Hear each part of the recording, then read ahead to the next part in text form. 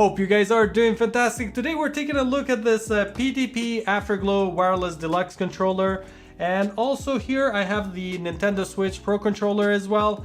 We're gonna go ahead and compare and see how good this is, and obviously there is a price difference, this being higher, and let's get right into it. So let's go ahead and open up the box here, and the box is okay, it's nothing special, and pretty much just take it off here. And let's see what's included inside. Just to take a quick look. Looks very nice here. So looking at the bottom, we do have the micro USB cable and the manual here.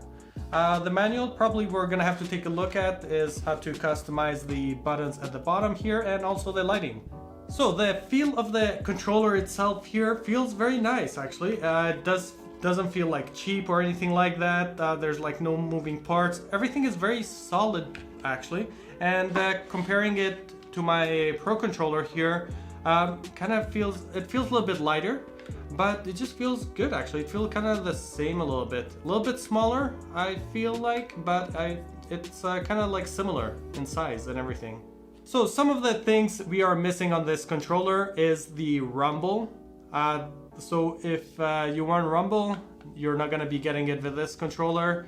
And looking at the back here, this has a micro USB here, while the actual Nintendo Switch Pro controller has a Type C, which is more preferable. I would have loved if this had that.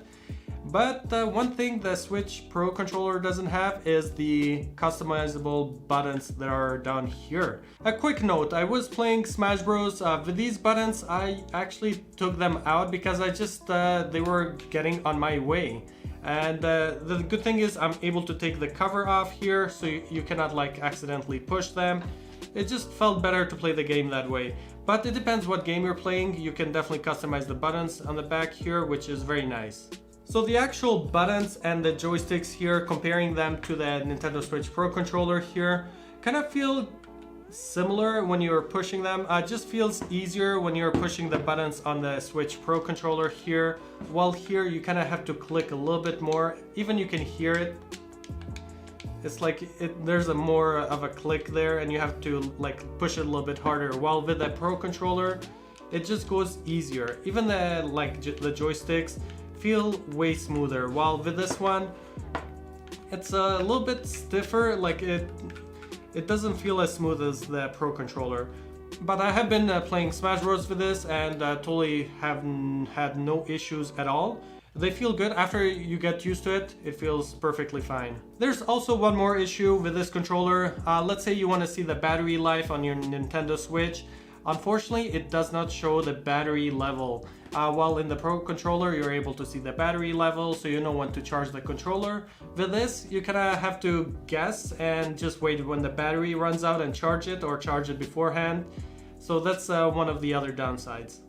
So I mentioned a lot of negative things in comparison to the Pro controller here. So let's see what good it has to offer. So right now I do have it connected to my Nintendo Switch, and as you can see here, it does have these cool RGB colors, and you're able to turn it off, of course, which is very nice because sometimes you just want to turn it off so it saves a little bit more battery.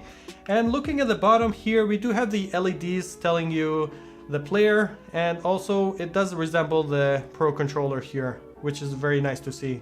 So looking at the colors right now, it's rotating the colors, and if I go ahead and hold the button down here, I'm able to switch the colors. So I can pretty much switch the colors here, and if I go ahead and click the ZL here, and right now there's an effect. So if I go ahead and press any button, you can see it does change the colors. So if I'm like moving the joystick here, it changes the colors. So this is a pretty cool effect it has. And the other cool thing is the two back buttons. Usually when it comes to more expensive controllers, that's where you see these. And this is actually $20 cheaper than the Pro controller here. So pretty much to map the back buttons, all you need to go ahead and do is go ahead and hold this button here. And then on the back, we can choose which side we want to map. And right now, let's say I want to map the A here. I can just click that and that's done. And right now, this is pretty much A. So the overall feel of this controller, it's pretty good. It does have these weights in the front here. So it does feel good, especially I've been using it like to play Smash Bros. I haven't found any faults in that. And the only thing is the battery life, which I'm considering, because this is almost double the battery life. This is around the 20 hour. And the other thing is you're not going to be able to see how much battery level you have on your switch. That's one of the downsides, which I wish it had, because I know when to charge my controller, if it's full or not, all that stuff. But everything else feels good. Even the joysticks, the buttons feel pretty good actually. So if you are looking for a cheaper option, definitely this one is to go to, because it's 20 bucks cheaper. But when you're buying something directly from Nintendo, the Pro Controller here just feels nicer, especially like the joysticks, the buttons, just like the way you press the buttons and the joystick moves, it just feels a little bit smoother. And the thing is, on this one we're missing the rumble. We do have the motion controller and all that, but one thing we're missing on the Pro Controller is the back buttons, which the cheaper option does have. Really hope you guys enjoyed this video. If you are new here, go ahead and click that subscribe button, and don't forget to turn the notifications on for videos like this. And if you guys didn't like the video, go ahead and click that dislike. If you guys liked the video, click that like.